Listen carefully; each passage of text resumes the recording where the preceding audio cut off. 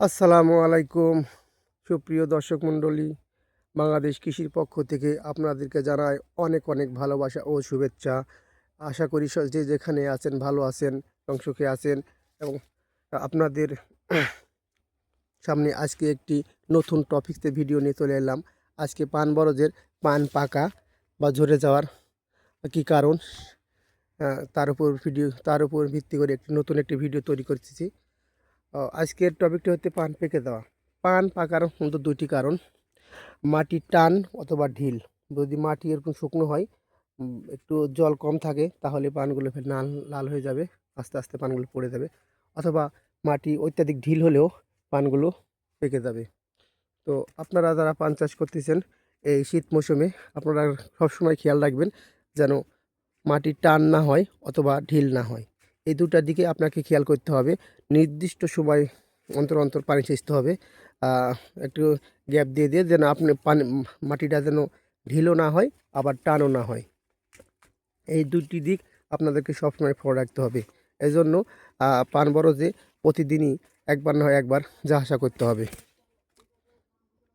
যেহেতু পানগুলো এখন মোটা অঙ্কের টাকায় বিক্রি হয়, সেহেতু পানগুলো যদি এভাবে পেকে যায় বা নষ্ট হয়ে যায়, তাহলে দেখা যাবে যে টাকাগুলো নষ্ট হয়ে গেছে। পাকা পানের চাহিদা নেই। এটা অন্য আবাদের মতো না, এটা পেকে গেলে একদম নষ্ট হয়ে যায়। এই পাকা পানের কোনো দাম বাজারে নিতে চায় না। সেহেতু আপনাদেরকে লক্ষ্য রাখতে হবে পান যেন পেকে না যায়, পানগুলো নষ্ট না হয়ে যায়। এই আপনারা দেখতেছেন বেশিরভাগই পান পেকে গেছে, কারণ এখানেই দেখা যাচ্ছে মাটিটি একটু টান হয়েছে। এত টান জমিতে একটু পান পাকবে, এটা স্বাভাবিক। তো মাঝে মাঝে আমাদেরকে সেচ দিতে হবে, কোনোভাবেই মাটিটা যেন অধিক টান না হয়।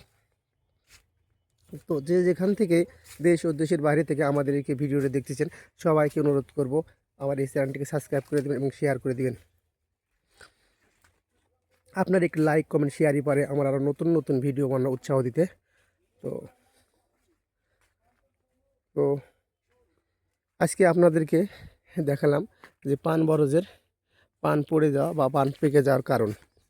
এই যে আপনাদেরকে আর একটা দেখাচ্ছি, আর এই যে এই পানটি পেকে গেছে, কারণ এই পানটির নিচে মানে মাটির একটু টান ছিল।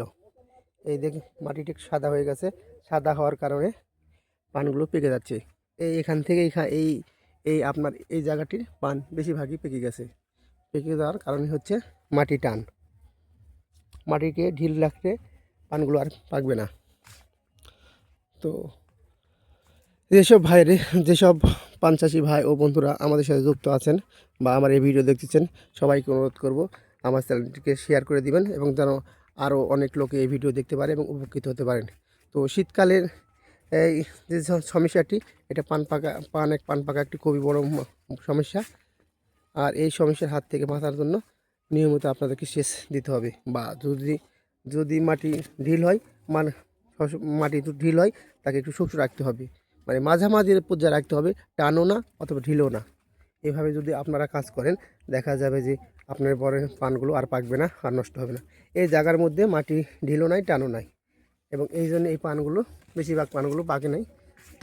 ঠিক আছে, এইভাবে যদি পান রাখতে চান তাহলে অবশ্যই মাটিগুলোকে ঠিক পর্যায়ে রাখতে হবে এবং সেচ প্রকল্প নিয়মিত করতে হবে।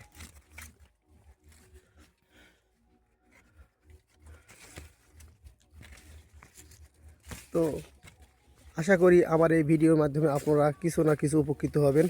তো যেসব ভাইরা পান চাষ করেন, পানের সাথে জড়িত, তাদের অনুরোধ করব আমার চ্যানেলকে লাইক কমেন্ট এবং সাবস্ক্রাইব করবেন, যেন আরও নতুন নতুন ভিডিও নিয়ে আপনাদের সামনে উপস্থিত হতে পারি। সে আশায় এখানে শেষ করতেছি। খোদা হাফেজ। আসসালামু আলাইকুম।